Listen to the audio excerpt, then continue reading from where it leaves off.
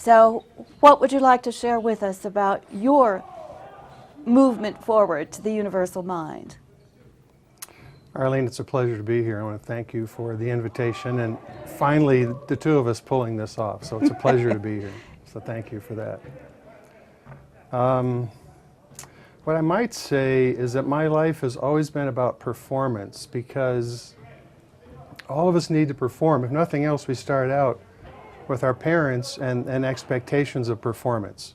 And it may not be healthy, but we grow up with expectations of how we ought to be, and as we outgrow that, we start to think of our own ideas of performance and our own, maybe even just dating, you know, how you would meet people and how you bring yourself off and how you introduce yourself to people. But I've been on commission much of my life, which is performance also. It's how you interact with people, how you interface with people such that communication is created, such that relationships are created, such that a successful interface with somebody. And to me, that's performance. I don't think of basketball as performance. I'm not saying it isn't. I think of more what's inside of me, how to let what's inside of me out. So to me, performance is personal performance. It becomes how we interface with the world. And I was lucky that I started meditating in 1973. I was around 23 years old. And that's where I discovered actually performance. Because I began to realize that with meditation, I started to glue my day together differently, or better said, my days started to glue themselves together differently, better. And I knew that I was a portion of that, and that I was dictating the quality of the performance in my life, if you will.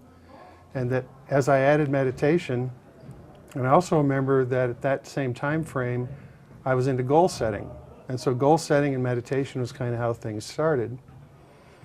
And as I moved into this world, over a period of time, I started letting go of my need to do it my way. In other words, meditation is about letting go. And so as my day started to create itself or to unfold in a better manner, I learned how to let that do that. And now, 36 years later, I've been meditating 36 years, I've really come to understand, if you will, non-resistance, which is really an ultimate form of performance.